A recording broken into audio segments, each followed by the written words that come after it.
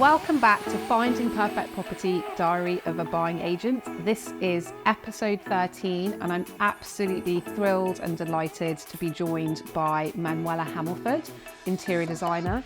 Manuela Hamilford is the founder of Hamilford Design and she has run her own successful interior design business and architecture practice since 2000.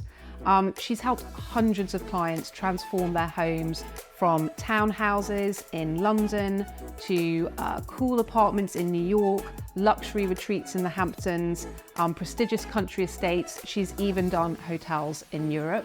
I'm delighted that we've also been able to film today in one of Manuela's clients whose houses that Manuela's done. She's very kindly allowed us to film here today, which is really, really special. Manuela, thank you so much for joining us on Finding Perfect Property. It's a pleasure to have you on the podcast in an amazing environment in Barnes. Thank you. I always love to start our podcast by asking my guests how they got started, their journey.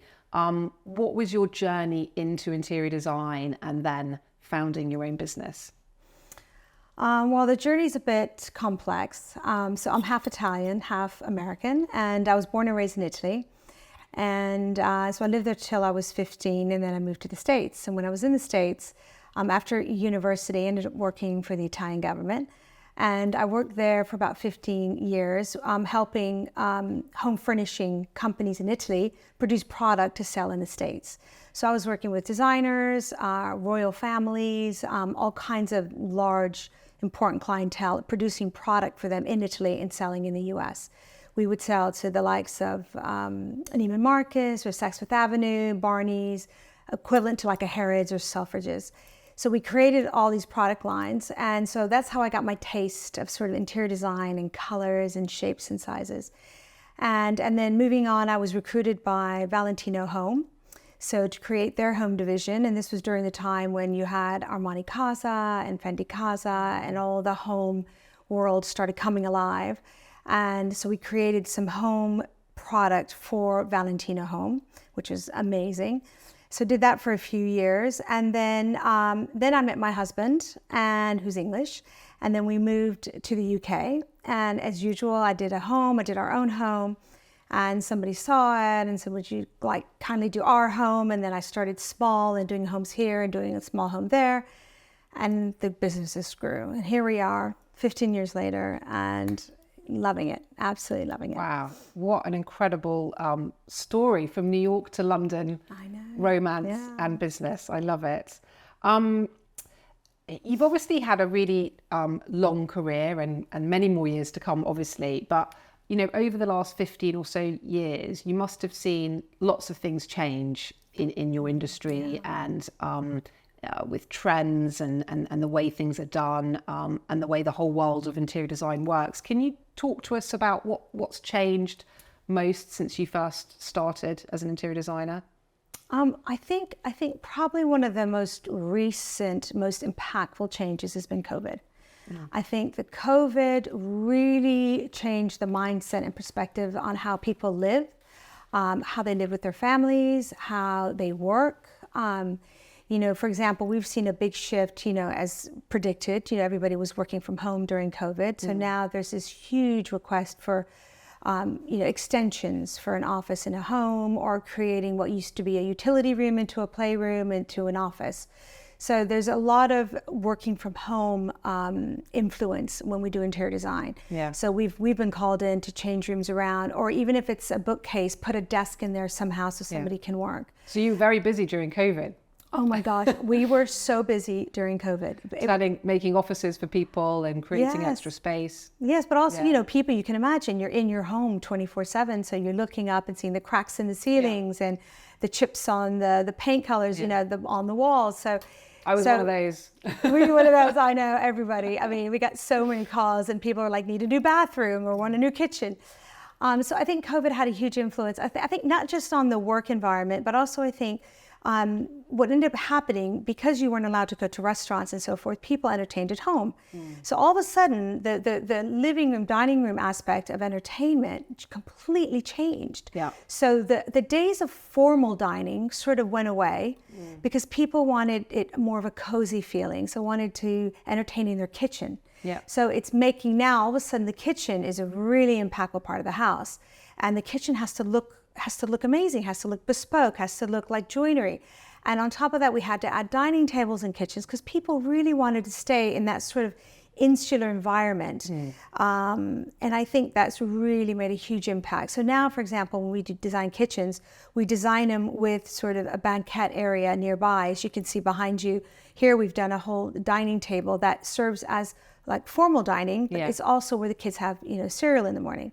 So it's sort of integrating the lifestyle into one versus having these separated rooms where you have a formal living and then you have a sitting room and then you have a dining room. Yeah. So that has made a massive impact on house. And I think also the color palettes have changed since COVID. So I think pre-COVID, we had a lot of sort of people wanted really bright color. They wanted, brass, shiny gold, aubergine, really impactful colors, that more of a show house versus a comfortable home. And I think what's happened with COVID is things have just sort of muted themselves. So we have this influence of color, particularly colors that are like nature. So blues and greens are really, really strong palettes and still are in interior design. But not the electric blue, the electric green, what we used to see, but more the muted colors, as you can see on some of the furniture in this house. So I think there's a big influence on color palettes. I said, for example, bronze. Bronze is huge right now. So the days of brass, shiny brass, detailed in joinery, those days are gone. I think it's all soft and muted, still beautiful, but just not sort of in your face. More tasteful. More tasteful. Yeah. I think it's interesting, what you picked up on with COVID trends. I think in our business, we saw similar trends, people really placing a lot of importance on the value of their homes and upsizing and wanting more space, the race for space that we hear about, people wanting to move out to more suburb areas to create, beautiful spaces where they spend a lot of time. So we definitely saw that as well. I want to move on to, running your own business. We both run our own businesses, which is great. Women in business. It's super competitive. There are just also in my industry as well, there seem to be so many interior designers, no barrier to entry. What's your take on the market, and what do you think makes Hamilford Design stand out from the rest? That's a good question. I think yes, you're absolutely right. There is a lot of competition out there. There's a lot of, with interior design, you can take a course and get a certificate and that sort of thing. I think what's really important, I think a lot about interior design is not, you can't really learn it. It's sort of innate. You know how to put palettes together. You know how to put colors. You understand proportions. Those are the kind of things that when you meet a good interior design company and you look at their portfolio, you could see their background, and you could see how the elements are put together. I think for us, what makes us, good at what we do, and I think we have a great following. I mean, we do people's first home, second home, third home. I think it's because we are led by the client. So we don't have a signature style. So a lot of designers will go in and they have a look. And some people buy into that look and that's what they like. But what you'll see is that people, especially now, post-COVID, is that people want their own identity in the house. Yeah. They don't want the cookie cutter house. And there's a lot of designers that use the same color palettes throughout, and it's a signature for them. And so you have to love that. And then you have designers that have a look, and that's the look, and it gets tweaked lightly around the edges, but it's a very familiar look. So if you like that, that's great. I think what makes us special is that we actually mold ourselves to what the client wants. So our team's big enough that we can influence the interior design. We guide the interior design process with the input of the client. So it's what they want. Yeah. So we do all kinds of styles. I mean, we do everything from Soho farmhouse type of vibe to uber modern. I mean, we're doing hotels now. We're doing restaurants. We've got one in Knightsbridge. We just finished a bar.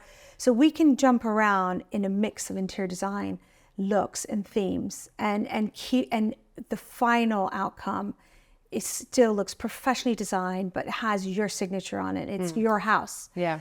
So I think that's what makes this really special. I think that's really important. I think certainly, when clients are asking us for recommendations for interior designers, I don't know many clients these days that want an interior designer to overpower them and tell them what to do. I think it's definitely has to be a collaboration. Well, particularly because I think now what's different, also you were asking before about what's changed in interior design. Well, I think now, clients have access to so much interior design tools.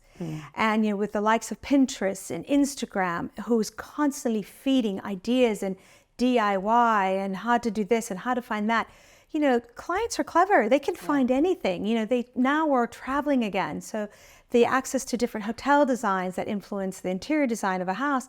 So, clients now, they sort of know what they want. They have an idea of what they want. So you have to be able to listen to that, because they're well versed on the sort of style that they want to go for. So you have to be able to mold your interior design into what they want to do.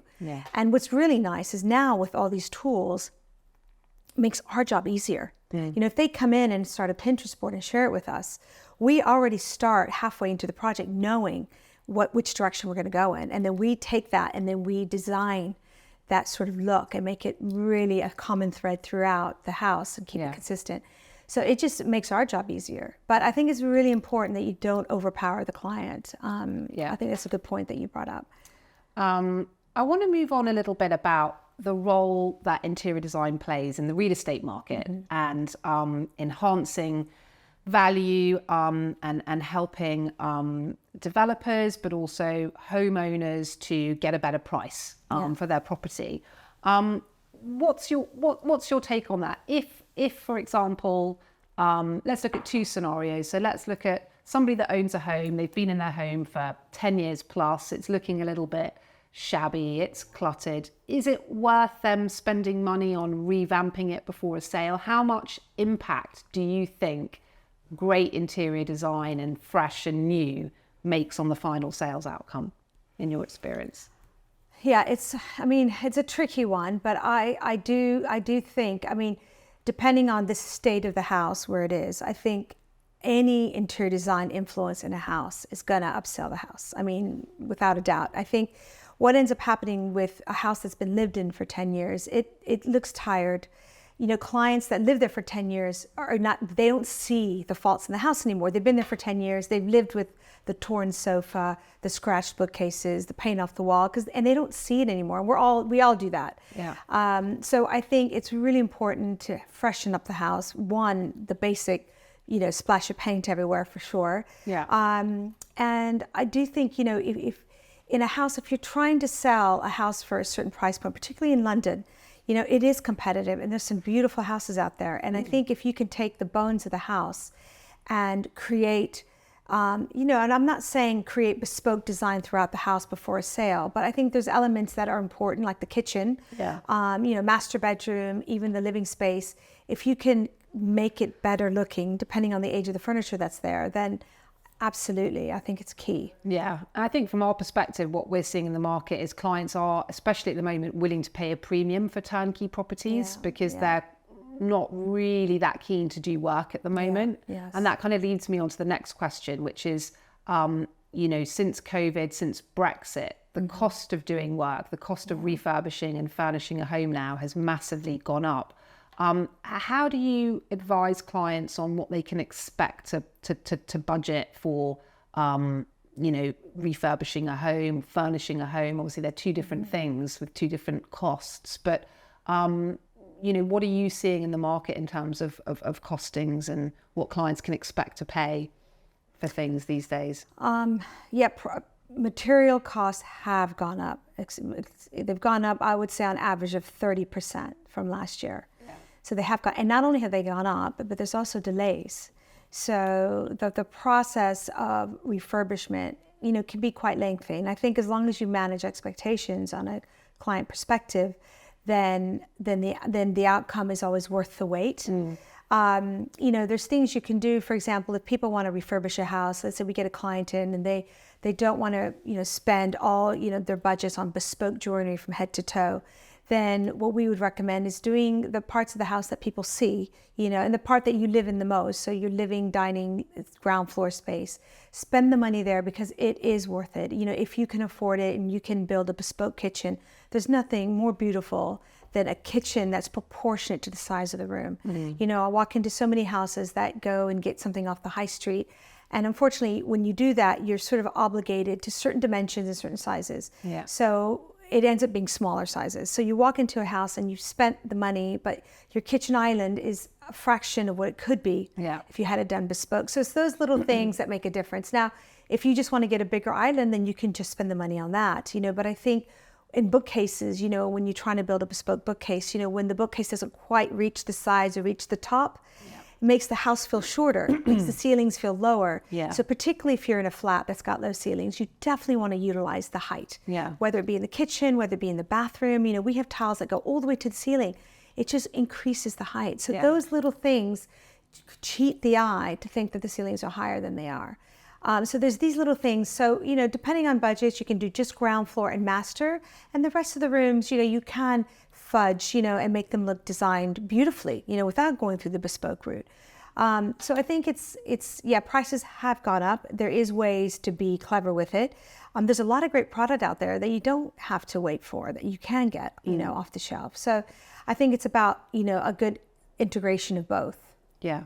Yeah. I think that's really good advice. A good mix of bespoke and some off the shelf ideas if you're kind of working to a budget. Of course, not all clients are. I want to talk a little bit about how ESG and sustainability have affected your industry. I think it's definitely a trend that we're starting to see in our industry. Mm-hmm. Clients asking more questions about how sustainable homes are, how energy efficient they are. Mm-hmm. How are you seeing that impact the way that you design clients' homes? Yeah, it's really interesting because we've just had a situation like that just last week. So we're working on a big house on a lake project, and the house original design planning permission 2 years ago was this wraparound glass all the way around the house, 3 floors, beautiful house overlooking a lake. Now all these new regulations have come in, the SATS-CAL, which is basically the amount of heat that is allowed into a house. Mm. So there's a certain calculation that the M&E engineers find, and then so now you have to be very careful of how many windows you put into a house, because windows allow heat in. Yep. So there's a lot of regulations now on windows, how many windows, you 25% lights have to be light efficient, your downlights have to have a certain rating in order to install the downlights. You can't just put a load of downlights up. There is a big movement towards sustainability. Is it hugely impacted on the houses? I think in lighting and heating, yes. I think as far as furniture, I wouldn't say so. We haven't found that just yet. Clients wanting recycled materials for their sofas. Yeah, no, it hasn't quite. To be honest, we haven't really had that. Yeah. Now, don't get me wrong, if a recycled piece works, then absolutely. I don't think the industry as a whole has caught up on that just yet. I don't think there's not a sustainable home furnishing supplier that I can even think of, It's a good idea. It's a great idea, yeah. Yeah, that could be our next business.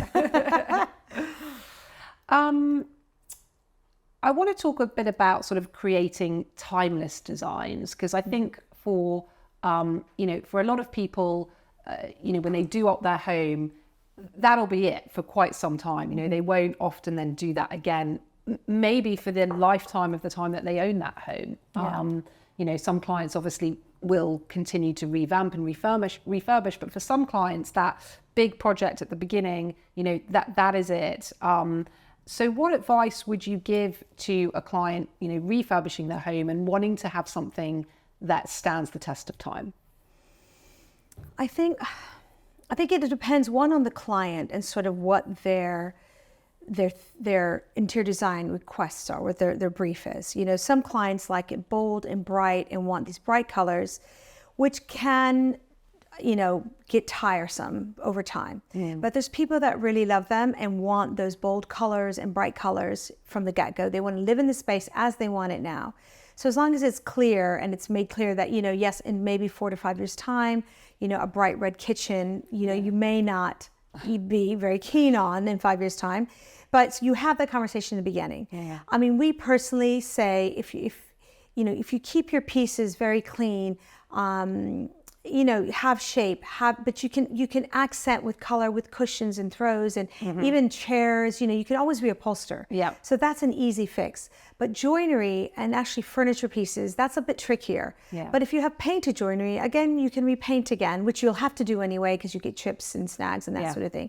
So I think if you keep the design quite straightforward, and but you can still get creative with it. So I'm not saying a boring design, but you can get very creative with some inlay, bronze inlay, or some great handles, and then you do a paint. We like to mix paints and woods. That looks really great together.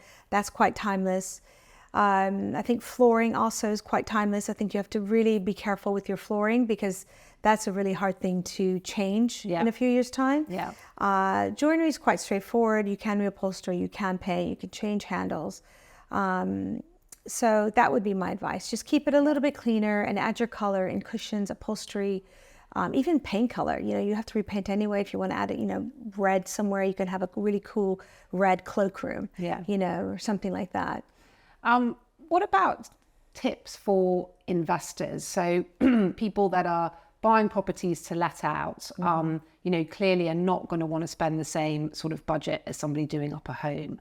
How do you approach those sorts of projects? Because I know that you have, done up some apartments for developers and homeowners, not to live in, but for the investment market. How do you approach an investment project? What's the difference between that and looking after someone who's refurbishing a home? Yeah, I think so an investor is a different remit. So, we do a lot of those actually. And what happens is the remit typically from the investor or the contractor is that they do want to keep it timeless and it has to appeal to a broader audience, right? So anybody that walks in the door. So in order to do that, you really have to stick to a very neutral color palette. You don't want to scare anybody off when they walk in. So your grays, your beige, your, off-whites, those colors as a base. And then your furniture to follow needs to be quite seamless. Nothing too garish, nothing too much movement in the furniture. You want to keep it very linear. I think it has to be very clean to the eye that somebody could walk in and just add a few cushions on there, add a potted plant on the kitchen island, maybe change a few lampshades, but that's it. Nothing that you're going to want to revamp the whole place because it's just too loud or too strong or anything like that. So I think a neutral palette for an investor is pretty much key. I think that's really good advice. I always like to sort of end our podcasts by asking my guests like some of their top tips. We've already had lots of great top tips from you already, but one of the questions I had for anyone listening to the podcast today that is an aspiring interior designer that wants to get into your world, what advice would you give them? Is it all glamour? Do you need to have a degree or a qualification? What advice would you give someone that wants to start in this industry? Well, the first thing I would say, it's not glamorous. People think we just sit, and pick up fabrics all day and cushion fringes, and it is absolutely not that at all. Yeah. There's a lot of technical drawings, a lot of admin, a lot of logistical elements that go behind finishing a house. So you have to have the stamina for it. I think you have to have good clientele rapport. You have to be able to read clients. I think yes, a certificate always helps, going to school for sure, more for the technical aspect of it, because you do need to know how to do CAD and how to work within proportions and spaces and how to do a lighting plan and bathroom drawings and things like that. But I think at the end of the day, you know who you are if you're good with furniture, and you know who you are if you're good with fabrics and how to put it together. And it's, again, as I said earlier in the podcast, like it's something you just have a natural inclination. Like you can walk in and say, I can see the room, So some people, my team are very good in technical and that's where they stay and that's their comfort zone. And that's fantastic because I need that. And then we have, a logistical team that manages all the deliveries. the orders that go out, checks the samples, returns, and then you have that department. And then we have our sort of FF&E creative department, which is exactly that, the creative. We put all the elements together of how the concepts are going to look, and we do all the presentation to the client. So there's different areas of interior design that you could get into. So it just depends on what draws you in. But it is, it's a fantastic, career. If it's just finding what works best for you. Hamilford Design offering any internships at the moment? We're always taking interns. I've got one final question, which is, well, it's a couple of questions actually. Obviously, with so much competition out there, if you haven't got a great buying agent like Blackbrick looking after you, making, really good recommendations of tried and tested companies like yours, which we do frequently. But if you haven't got that and you're looking for an interior designer, what questions do you think clients need to ask of their interior designer? What tips would you give for somebody to help them choose who to work with when there's so much choice out there? I think for me, the most important thing is really like when you speak to clients. So what you don't want to do is you don't want to start a project where you've got an interior designer, then you've got the contractor, then you've got the planning permission department, then you've got the architect, then you've got the M&E. So when you have all these different trades, someone has to coordinate all that. So what we offer, which I think is a huge bonus, and I think why the business does well, is that we offer the package. So we're one-stop shop. So we all communicate with each other. So we have a building team. We do all your planning permission documents. We do all your M&E drawings, all your lighting plans. We do all of that. We curate art. We do landscaping. So it's all under one umbrella. So I think that is really critical for success of a job, particularly with all the issues with materials and delays. There's an entire coordination process, and there's probably about 200 SKUs involved in just getting a house up to where it needs to be that someone has to manage. So you really would that's typically better under one umbrella and one person responsible. So that's what our upside is, that we offer that. And I think we also have a large enough team that there's always someone there available. If there's an emergency that happens, there's always someone there at the office. We have an amazing construction company that works with us, that we integrate all our designs through. The client is very much in touch with the whole team. So there's no barriers, there's no hierarchy. Of course, there's one person that you communicate with, but it's really important that when you look at a design team, that you know who you're speaking to. When you send your Pinterest boards, you have that same line of communication and that person that really understands what your remit is. So I think what ends up happening is sometimes people get moved around depending on, if their budget lessens, they get moved to a different department. Well, I mean, that's awful. We would never do something like that. So, we are that one-stop shop, and I think that's really important. Yeah. And I think also the fact that we do various interior design concepts. We're not one look. Because we're such a varied team, we can come up with concepts that no matter what your style is, we can appeal to. Yeah. I guess another area that clients sometimes have difficulty understanding is how interior designers get paid. Because so many different designers operate, different ways of charging. Is there an industry standard that everyone follows? How does it work? Because I think sometimes it's a bit of a grey area that clients have a hard time understanding. It's every company has their own way of doing it. I guess it also depends on the package you're offering and what is behind the scenes, like what is required for each remit. The way we work is we have a design fee that is amortized throughout the course of the job, and what that design fee allows the client is all the technical design, all the drawing that leads up to the package. Now within that drawing fee, if we have to do planning permission documents, and there obviously is a fee for that. If we have to do site surveys for engineers, plumbing, anything like that, there's a charge for that, but that's also part of a design fee. So that design fee can be as small or as big as required depending on the remit.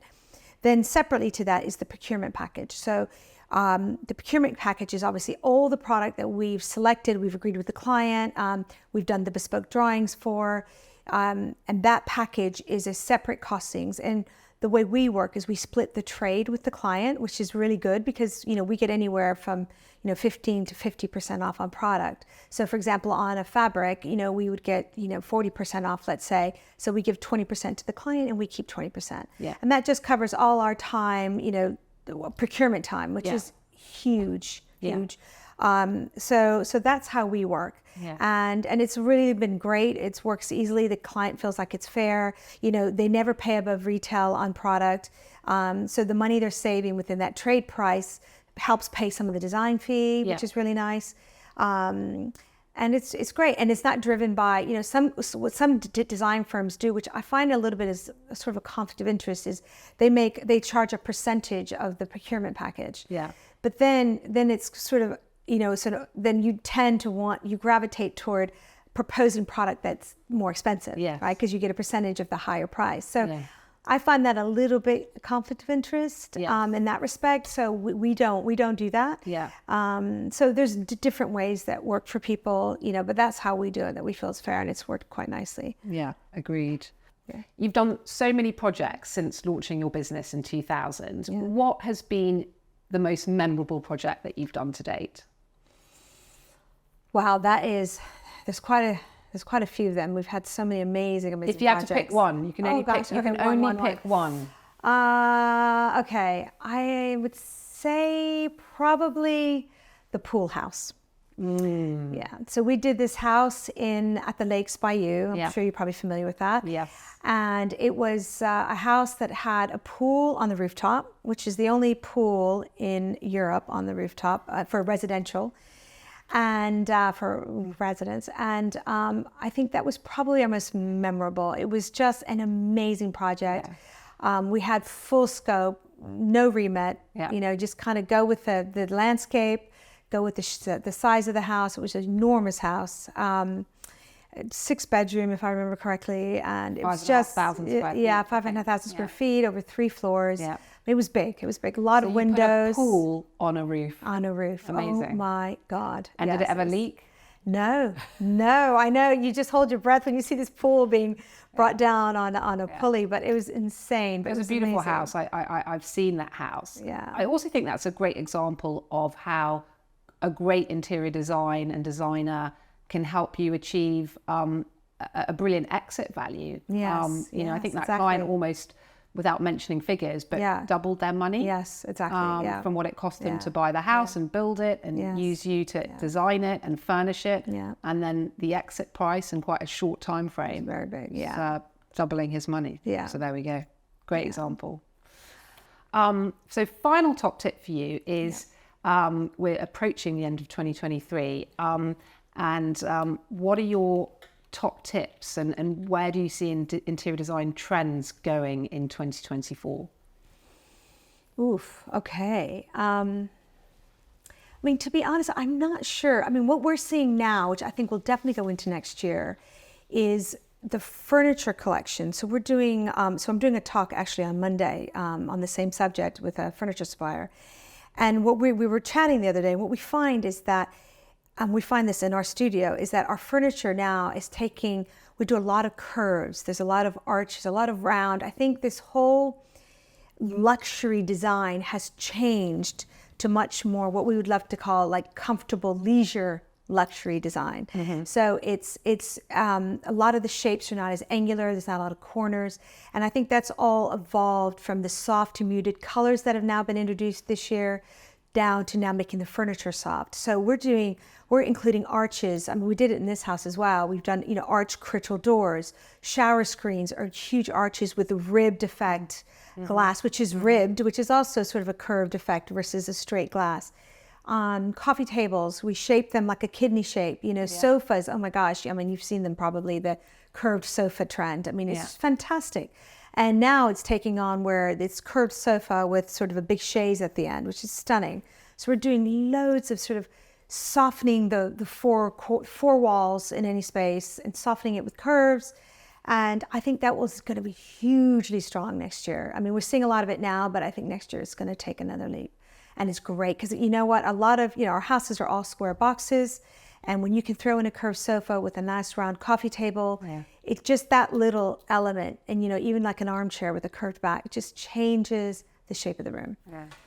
Well, that brings us to the end of this month's Finding Perfect Property Diary of a Buying Agent. Thank you so much, Manuela, for joining us and giving us a real insight into the world of interior design, trends, how things have changed, and how good design can really impact the value of the property. Please join us again soon for more expertise from across the UK real estate market. For more information about how to purchase property in prime central London, or for an introduction to Manuela, please get in touch via our website. Don't forget to like and subscribe on whichever podcast channel you choose to listen. See you next time.